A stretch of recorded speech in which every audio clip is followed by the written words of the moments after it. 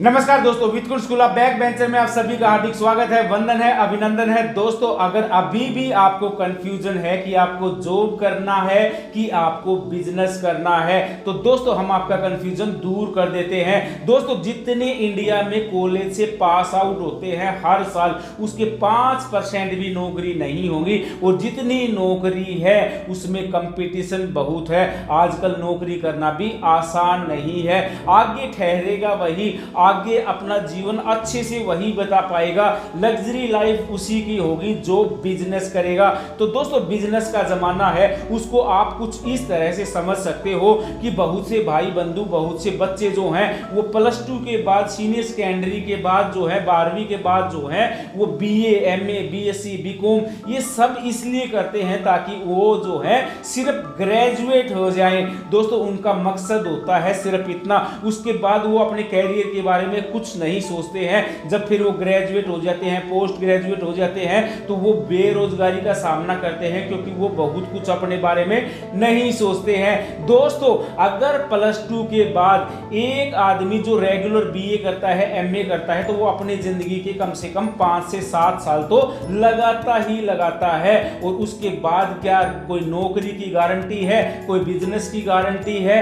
नहीं है। और दोस्तों, एक आदमी जो 10+2 के बाद जो है, जो सीनियर सेकेंडरी के बाद जो है, वो डिस्टेंस एजुकेशन से ग्रेजुएशन करता है, BA करता है, डिस्टेंस एजुकेशन से MA करता है, साल 6 महीने में एक बार एग्जाम देने के लिए जाता है, और 10+2 के बाद वो अपनी इच्छा अनुसार अपनी पसंद का कोई काम करने लग जाता है, रोजगार करने लग जाता है। फॉर एग्जाम्पल, मेरे को बाइक का शौक है और मैं मैकेनिक बन गया हूं, और मैं मैकेनिक की किसी दुकान पर काम करने लगा हूं। 7 साल डिस्टेंस एजुकेशन से जो है मेरी ग्रेजुएशन चल रही है। मैं साल 6 महीने में जो है ग्रेजुएशन के पेपर यानी कि एग्जाम देने के लिए जाऊंगा, और उसके बीच जो है हर महीने जो है मैं काम के बदले जो है सैलरी भी लूंगा।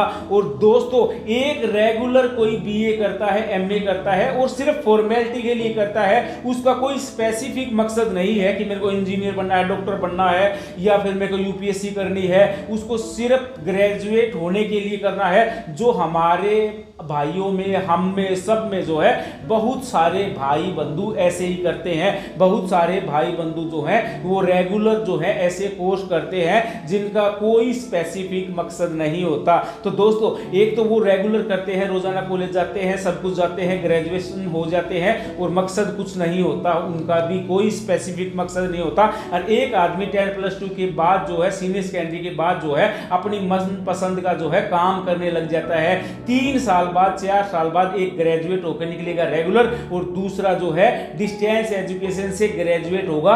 लेकिन वो जिंदगी में जो है वो सीख जाएगा एक हुनर। चाहे जो कोई बाइक का काम सीख रहा है, कोई फैक्ट्री पे काम कर रहा है, और वो एक हुनर सीख जाएगा। 3 साल बाद जो है उसका एक्सपीरियंस इतना हो जाएगा, और उसके पास थोड़ी बहुत पूंजी भी हो जाएगी कि वो खुद का भी अपना कोई बिजनेस स्टार्ट कर सकता है। तो दोस्तों, ये फर्क होता है कि +2 के बाद जो है हमें क्या करना है। अगर हमारा कोई स्पेसिफिक मकसद नहीं है, हम बस नाम के तौर पे, फॉर्मेलिटी के तौर पे जो है ग्रेजुएशन, पोस्ट ग्रेजुएशन करना चाहते हैं, तो इससे अच्छा तो ये है कि हम जो है डिस्टेंस एजुकेशन से करें, और उस 3 से 5 साल में जो है हम एक प्रोफेशन के, एक हाथ का जो काम है उसके हम माहिर हो सकते हैं। 3 से 5 साल के बाद जो है हम अपना खुद का बिजनेस भी कर सकते हैं। वो बिजनेस कर सकते हैं जो हमें पसंद था, वो बिजनेस हम कर सकते हैं जिसमें हमारा एक्सपीरियंस हो चुका है, वो बिजनेस हम कर सकते हैं जिसमें हम एक्सपीरियंस के साथ साथ पैसे भी हमने कमाए हैं, और उसके अलावा हम ग्रेजुएट भी